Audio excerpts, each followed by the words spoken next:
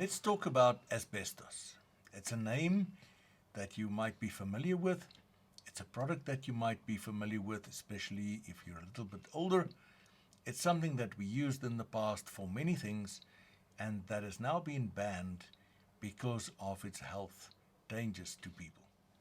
What is asbestos? On the screen behind me, you can see a picture of asbestos as it occurs in its natural format. It's a beautiful mineral.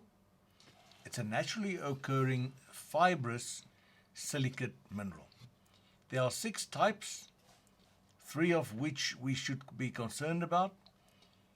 All of these are composed of long, thin, fibrous crystals, and they break up into small microscopic, something we call fibrils, little darts, little pieces that can be released into the atmosphere by abrasion and any other processes. So whenever you work with this material, whether it's natural, whether it's been processed, it actually releases small fibers, small little spikes that can then get embedded into your oral system, your digestive tract, and in your respiratory system, your lungs and your throat.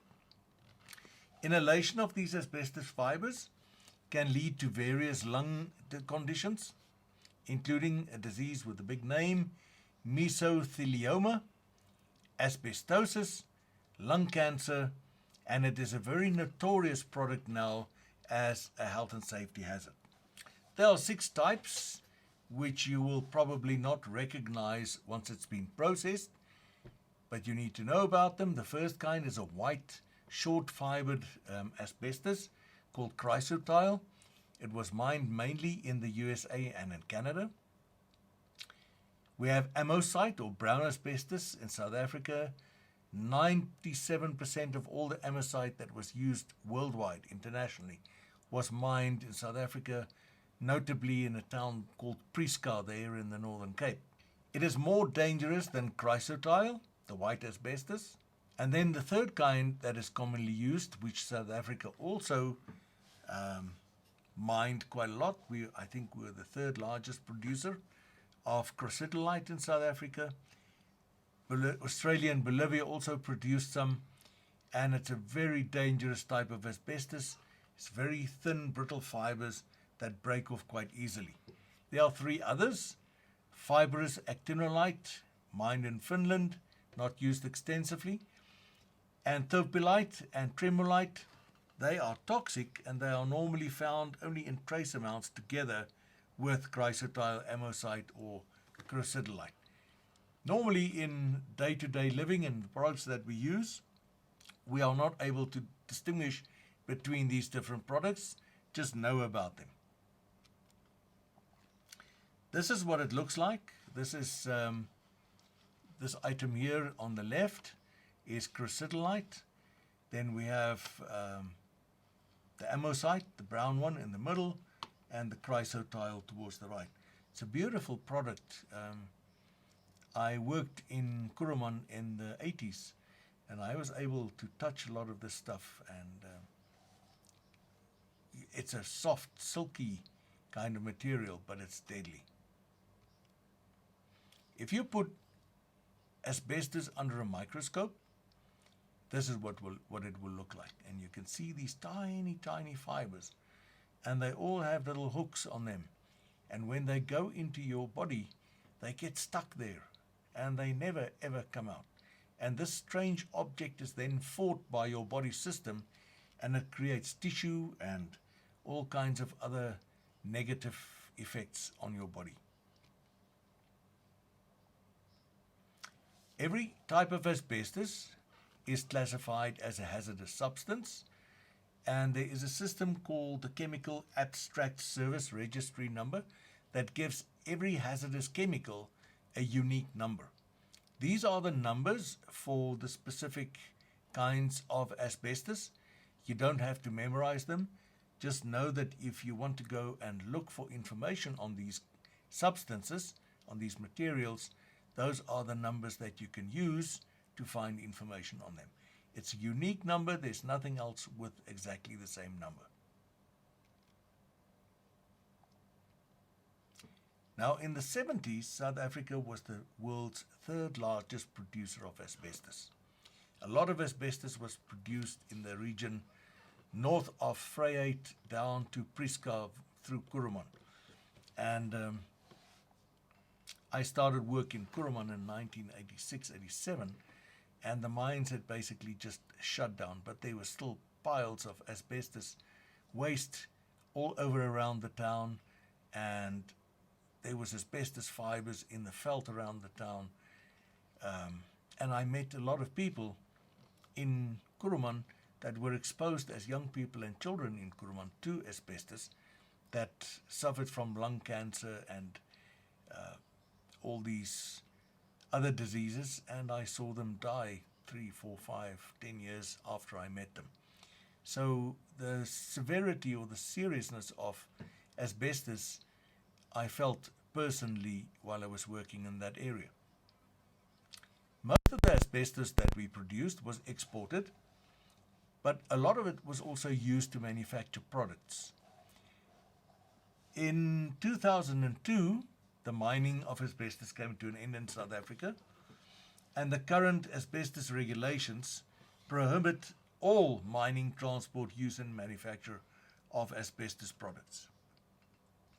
In 2008, asbestos was totally banned in South Africa, but there are still over 1 million houses that we know of that have asbestos cement roofs.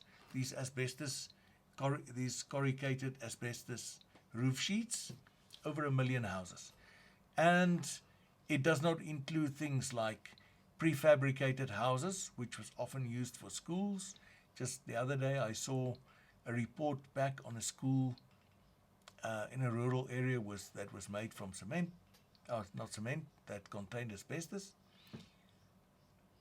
Asbestos was also used for heat insulation on things like boilers, pipes, and all kind of areas that we didn't want to lose the heat, or we didn't want the heat to spread. Chimneys and all those places. But that insulation that was used in the past hasn't all been removed. It still exists in place, and we have to be careful when we get to some of these older buildings not to get exposed to asbestos without knowing that it is there, because that asbestos is still as dangerous as when it was placed as a new product. If a building was built as late as 1989, even up to about 2008, when asbestos was completely banned, the production was stopped in the 89, but you could still use that product up to 2008. So any house built before about 2010, 2008, that era, has got the possibility of asbestos in the house in some or other form. Insulation, cement products, roofing, all of those kind of things. Asbestos cement was also used for water tanks. Before we had these plastic JoJo tanks all over the place, a very popular item was an asbestos water tank that was standing on a stand. And those things, when they get into misuse, they fall, they break, and asbestos can get released from them. It was also used extensively for cement sheets, for roofing sheets, and for gutters and for piping. It was used because it had unique chemical and physical properties. It was a very good heat insulator. It was chemically non-reactive with most of the chemicals. It had a fibrous structure, could be broken down, it could be woven into all kinds of textiles of material, and it was extremely used for fireman suits, for gloves that we used in laboratories, for heat insulating packing, for asbestos wicks, all kinds of materials. It was a wonderful material, and people used it even though they became aware of these health hazards already in 1947. People continue to use this material. It was abundant. There was lots of it. It's fibrous, so you can break it down and weave it and make it into anything that you want. It was durable. It didn't wear or break down or get charred by acid or stuff like this. But it is a cancer-forming substance. Where can I find asbestos? Well, there are various cement products that were used. There was a company by the name of Everite, and they used to make asbestos cement products. Anything from flower pots. I remember these tall flower pots that used to stand on people in the form of a tulip. Dog kennels. It was like a round dog kennel that used to be in most people's yards. The fascia boards on houses, the gutters, the sheeting. And it was great in places where there was high levels of corrosion, for instance, because the cement would just last and last. It wouldn't rust through like steel sheeting, and it would need very little preparation and painting and stuff like this. That's why you will find it in very humid areas like the tropical areas, Natal, the Lowveld, and so on in South Africa. Was used for floor tiles. There was a product on the market called Novilon. It was like a vinyl sheet, and it had asbestos fibers inside there as reinforcement. So if you remove Novilon tiles, you have the possibility of getting exposed to asbestos. Things like gutters, pipes, fascia boards. They even made convection heaters. They put an element inside the cement, the asbestos reinforced cement slab, and they sold them as Capel heaters. And I used to spend many winter mornings in front of my heater, of our heater, getting dressed for school. Every now and then my father would just paint it so that it would look nice. But we had those asbestos containing cement products inside our houses. It was used for insulation tape and things, whenever there was a electrical connection and you need to insulate this from contact with another wire and you need it to be heat resistant, asbestos tubing, woven asbestos piping was used for insulation of areas where you didn't want heat to escape, and so on. Was even used in materials such as fabric and paper products. Used in gaskets, pipe glands, pump packings, pump glands. Was used in brake pads. Now, can you imagine when those brake pads are wearing and creates dust, and you clean up your car and you're a mechanic and you get exposed to that dust? Also, all of that dust escaped into the air in towns and wherever cars were in high concentrations.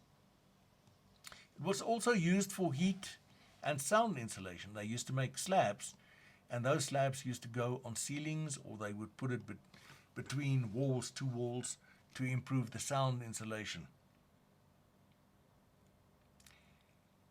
This is what some of the products look like. You can see this on the top left. You can see this woven asbestos sheet, and already you see the small pieces breaking off there.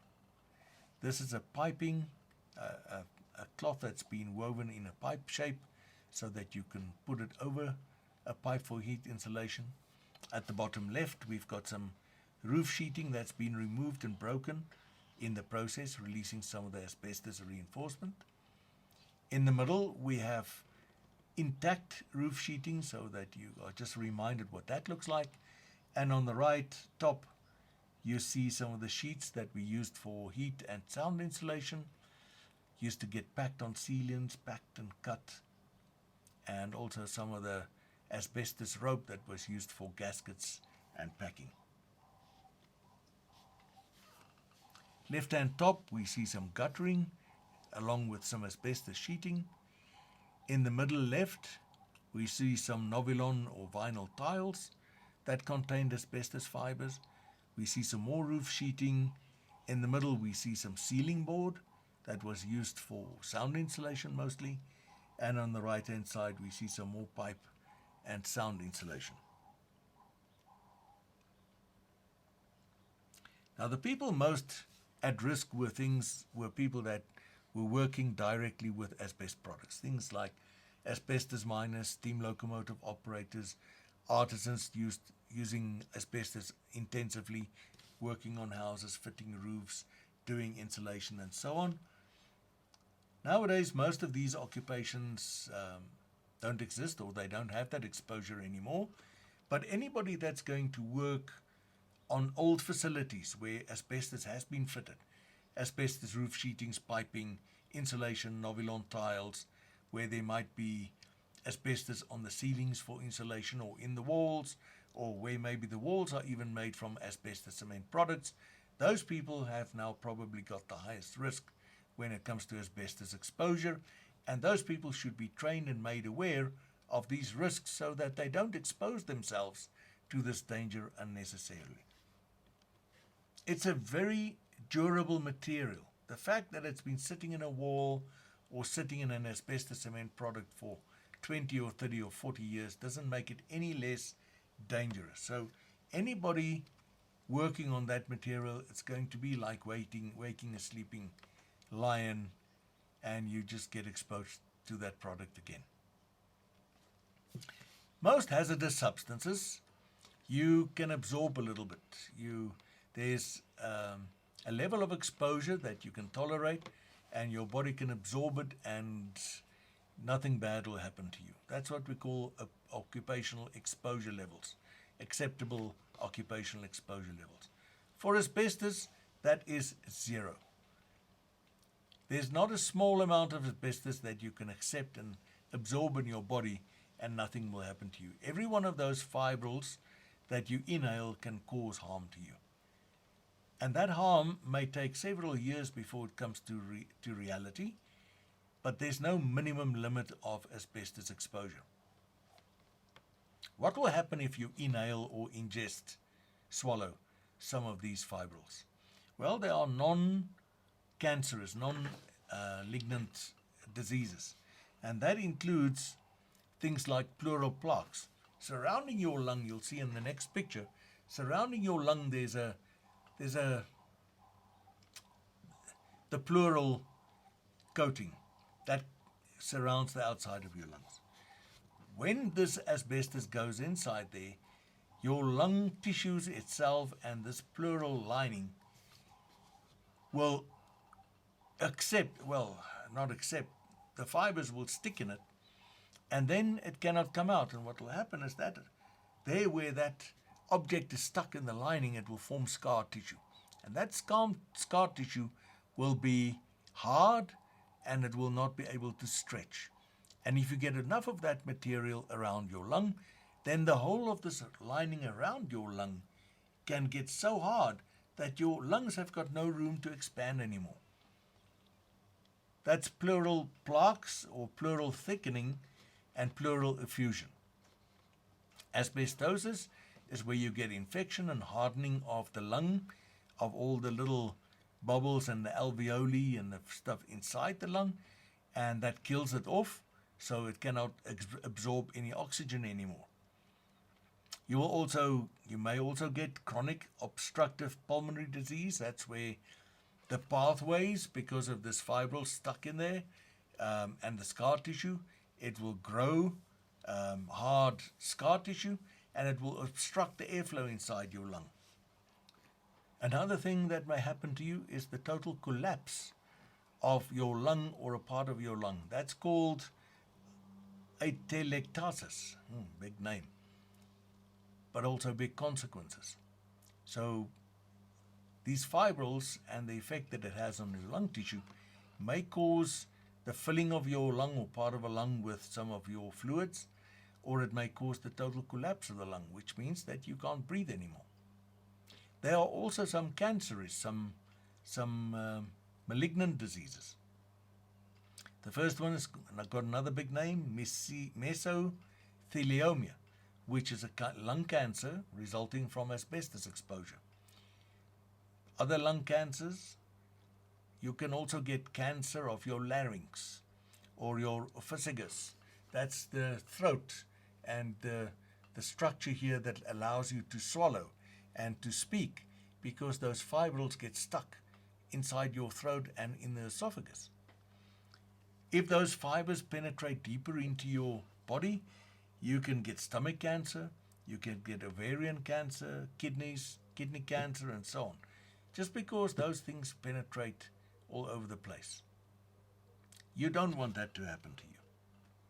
Here's a picture of what I've just explained to you. Pleural plaques, fibrous thickening on the lung. Asbestos fibers scar and irritate the pleura. Asbestosis, scar the lung tissue. Mesothelioma is a fatal asbestos-related cancer.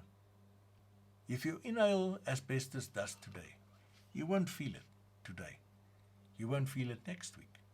But 20 years later, you will get the symptoms. That's how long it takes for asbestos to start affecting you. The people that I saw in Kuruman that were dying were exposed as children, as young people in Kuruman, and they were dying in the age of 40, 45.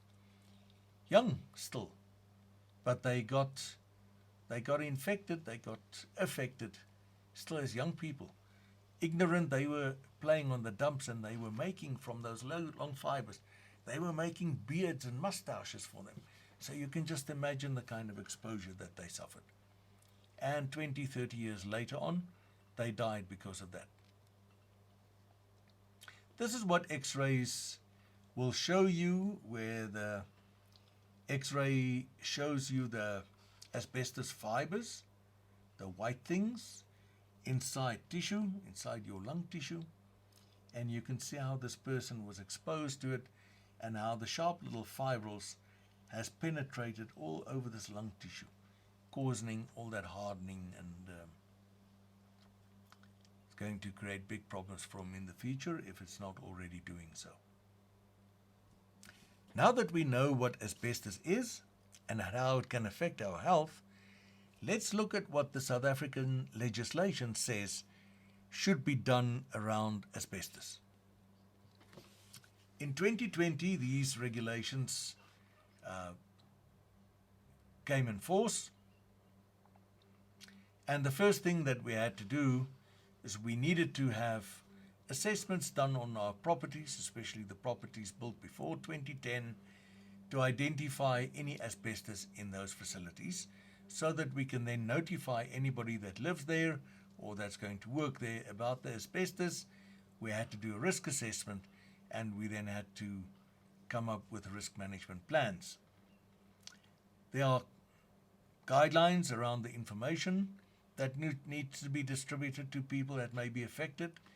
There's guidelines around when you want to do asbestos work, the type of work is guided.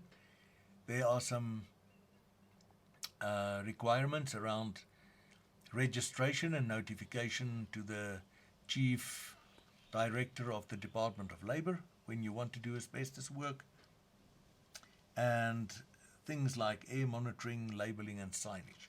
Let's look at a summary of our responsibilities. Throughout the regulations, they refer to three kinds of work, three classifications of work.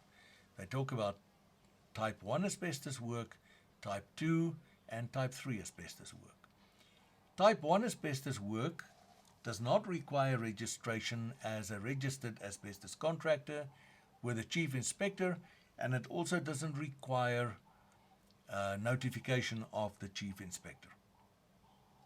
However, type 1 work is limited to painting of asbestos cement products in a manner that does not require surface preparation and does not cause the release of asbestos fibers.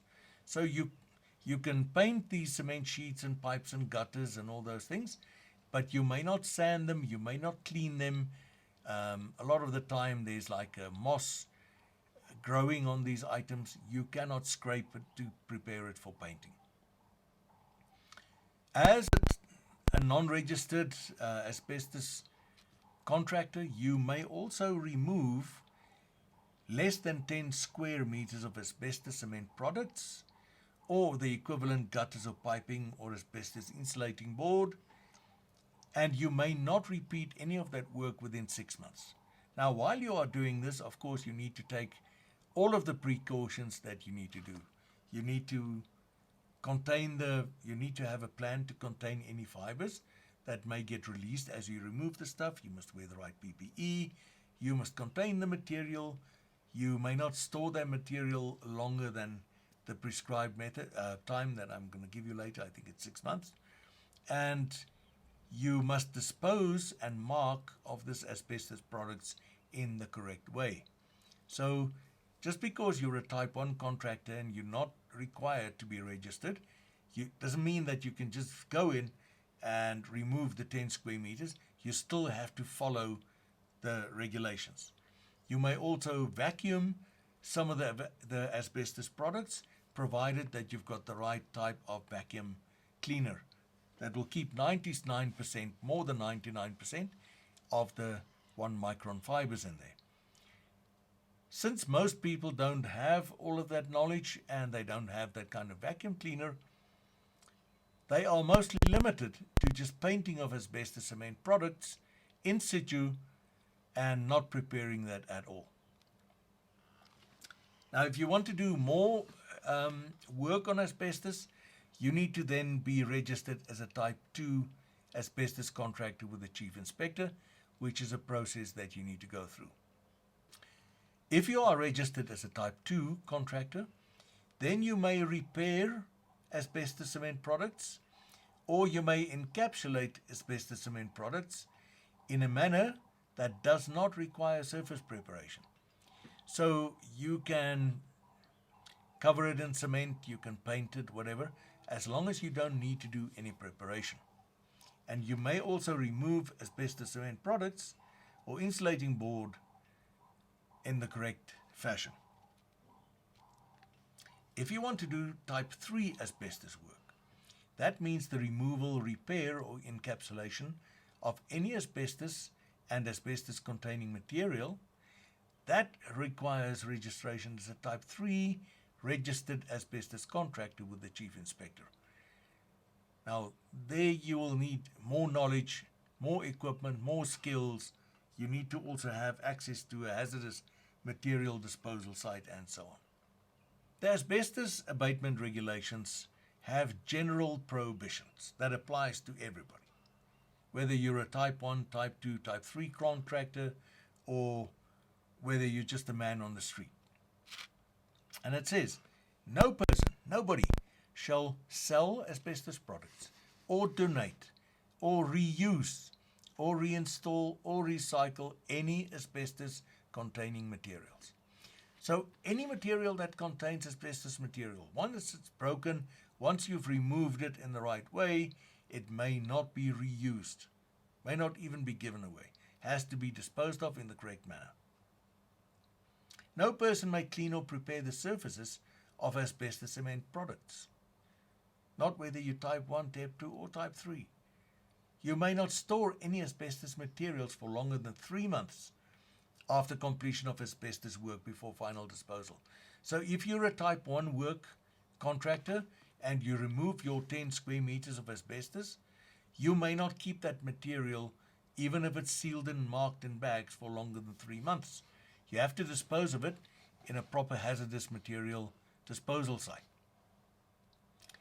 You may not store asbestos destined for disposal, which are uncovered or unprotected or stored in a manner that may contaminate groundwater systems or may cause the release of asbestos dust. So if you have asbestos that you've removed and it's going to be disposed of, you have to make sure that it doesn't leak into the ground or the water, or the dust doesn't blow away.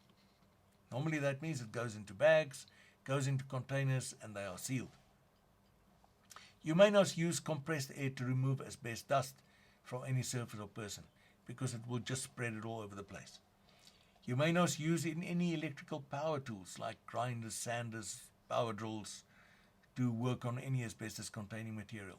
You may not smoke, eat, drink, or keep food or beverages in a regulated asbestos area, and that is to stop you from ingesting some of this asbestos dust into your digestive system.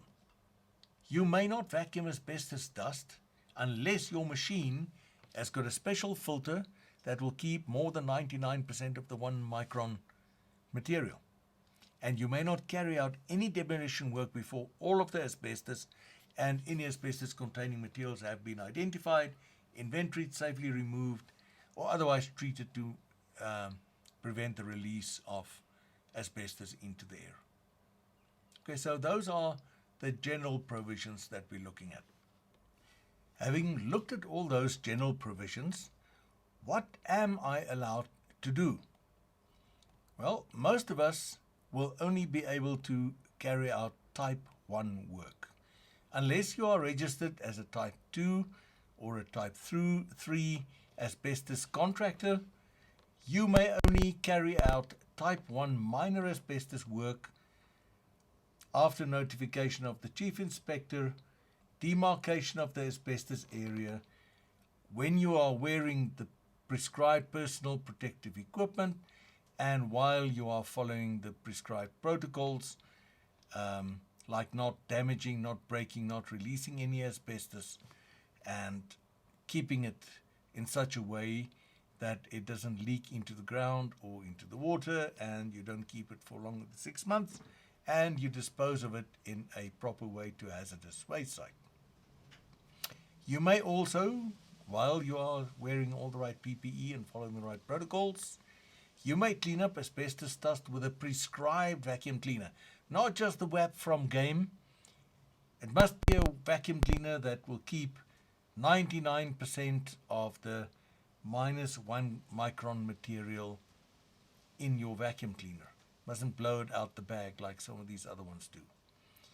And you may appoint another contractor, which is a registered type 2 or a type 3 asbestos contractor, and registered with a chief inspector.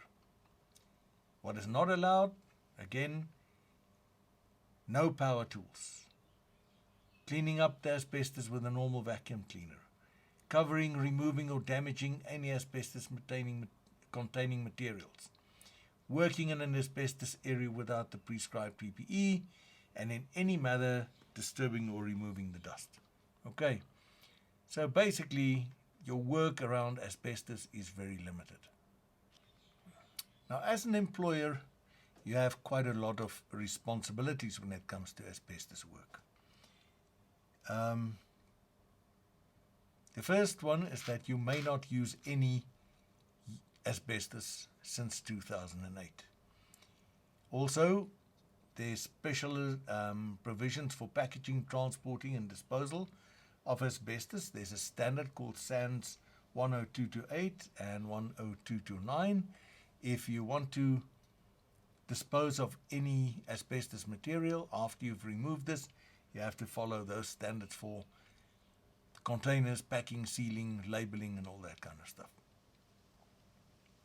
The first responsibility that sits with an employer is that you must make sure that all the asbestos, if there's any, has been identified by a competent person. Now, it doesn't say in the regulations who is a competent person. It doesn't have to be an authorized inspection authority, but it must be a person with the skills and the knowledge to be able to identify any asbestos containing materials, and if he's in doubt, must be able to sample it correctly, package it, and send it to a laboratory to confirm whether there is asbestos material in there or not. Now, once you've done the survey and the inventory check, you must, if there's no asbestos, you need to get a certificate saying that this property or this facility is asbestos free. If there is asbestos, you need to have an inventory. It will tell you what and where and in what form every piece of asbestos is. It will indicate whether it's the roof or the pipes or the gutters or the floor linings, whatever it might be, or some insulation. And you will then have to do a risk assessment and come up with a plan about how you are going to work around that that asbestos containing materials, or how it's going to be removed and disposed of. Apart from this inventory and the management of the asbestos, you need to do training for all the employees that may be exposed. It needs to be a trainer that is approved by the chief inspector, and the instruction and training of at least 8 hours contact time to all workers that may be exposed to asbestos must be done, and they must be issued with a certificate as an outcome. Every year, that training should be refreshed with at least a 2-hour training session for all such workers. There must also be exposure control to the workers, air monitoring, PPE training, signage, and the use of an approved contractor to remove and dispose. You must do medical surveillance on your workers that are exposed to asbestos, and you must keep all of these records. Now, how long do I need to keep these records? Typically, our guideline in occupational health and safety management systems doesn't give a time, but you've got to look at the life cycle of this material. Now, given that asbestos will only give you occupational disease symptoms as long as 20 years afterwards, I would recommend that these records need to be kept for at least 20 years after a person leaves your employ. Normally what we recommend is that you keep these records for about 40 years after a person leaves your employ, because you may get sued for non-compliance of non-issue of PPE, non-training of PPE, all of those things. Just ask a company by the name Cape Blue Asbestos. They were sued in a class case by Richard Spoor and a lot of their employees many years after they left the employment of Cape Blue Asbestos, and they got awarded a big financial settlement because Cape Blue Asbestos could not prove that they were doing everything that they needed to do to keep the worker safe. Furthermore, the employer needs to ensure that the identified asbestos materials are marked. So you have the inventory, you have identified them, you've got the plan. Make sure that those asbestos products are marked. I'll show you the labels a little bit later. So any fascias, any roof sheeting, whatever, should be marked, saying that there's asbestos materials here and it could cause cancer. You must have this asbestos review, the inventory. It must be reviewed on a regular basis as you remove the material or as you identify new material. You must make available a copy of this inventory to any person doing remedial work or removal in that area, or the approved inspection, the authorized inspection authority that is going to do type 2 or type 3 work. If you're going to do type 2 and 3 work, you must appoint a proper authorized inspection authority and an authorized contractor to draft a plan of works, and they must be competent. Don't be like the Free State government that appointed people that were not qualified to remove asbestos. Notify the chief inspector of the department 7 days prior to carrying out any type 2 or 3 work, and you must appoint a medical practitioner if the occupational exposure limit is likely to be exceeded, which it will be because there is no minimum occupational exposure limit for asbestos. In summary, you need to identify the presence of asbestos in the place. You need to identify it, you need to mark it, you need to tell everybody that's going to expose to it.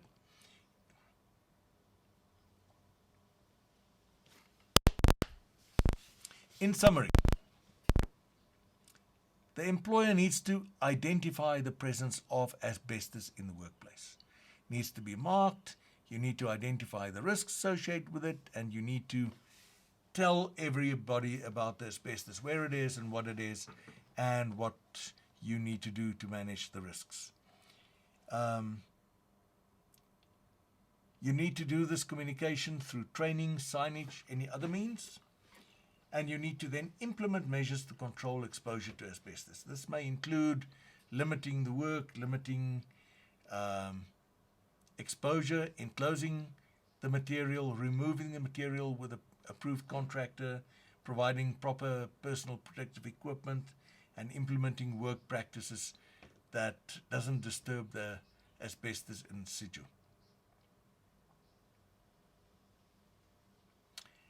You must develop and implement an asbestos management plan, which includes all of the things above. which will in writing demarcate and outline all of the actions that we've already mentioned, which is the identification, the labeling, the management, the work methods, and so on. And then you must keep records of all these asbestos-related activities. People that are going to be exposed must follow the instructions. That's basically what it's about. And they must report any asbestos-containing materials that's been damaged. So if you're doing type 1 work, where you're only supposed to paint stuff and you by accident break some of these asbestos-containing materials or these roof sheetings or whatever, should be reported, because then you need to take steps to make sure that those things are contained. If you are doing non-asbestos related work, in other words, you're doing electrical work, but you're doing it in the ceiling of an old home, and there is the possibility of asbestos on the ceiling in the form of insulation, or you need to do painting, but you need to paint asbestos containing materials, then you must get a copy of the asbestos inventory for that house or for that property, and you must follow the plan that has been set up for that property. And you may not damage or disturb any of the asbestos that is in place. Same for people involved in type 1 work. And as far as possible, what we want to do is we want to use non-destructive wet methods during removal procedures. So we are going to wet it down. We use appropriate tools and equipment, proper vacuum cleaners, proper PPE. We don't use compressed air and so on. We must decontaminate the equipment properly afterwards. We must contain and label the asbestos products, and our disposable overalls and PPE must also go into proper disposal process that is marked and labeled and sealed off. Now here's some requirements for type 2 or 3 asbestos work, which I'm not going to go through in detail. You can go and have a look at the Asbestos Abatement Regulations, Section 4. It's more or less the same as we've done already. Proper inventory information, trained employees, proper methods of disposal, non-destructive wet methods, and so on. No eating, drinking, demarcated areas, and so on. These are the warning signs that you need to use for asbestos labeling and asbestos-containing products labeling, so that everybody is aware that there is asbestos in this facility, that it's not, for instance, new tech fascia boards, but it is definitely asbestos-containing fascia boards. Now, what will happen if we don't abide by these regulations? Well, firstly, there's a very good chance that you will get sick or your employees will get sick. But if you don't follow these regulations and you get caught out or you get prosecuted, then you can get fined or get imprisoned for up to 12 months. And provision is made for increasing fines of up to 500 Rand per day, or you can be imprisoned over and above the 12 months for up to 90 days. Apart from the government prosecuting you and putting you in jail, giving you a fine, if they are finished with you, then the victims of the asbestos that people were exposed to while in your employ may then sue you in a civil capacity for damages and loss of health and so on, loss of dependence. So it's quite important that we follow these regulations, that we keep the records to be able to prove that we've done whatever we could do. But it's more important, guys, to keep people healthy. It's much more important than any of the money or the scare of a fine or a penalty. That's not the issue. You don't want to get sick yourself, and you wouldn't like any of your family to get sick. So don't allow anybody else of your employers to get sick through negligence or ignorance.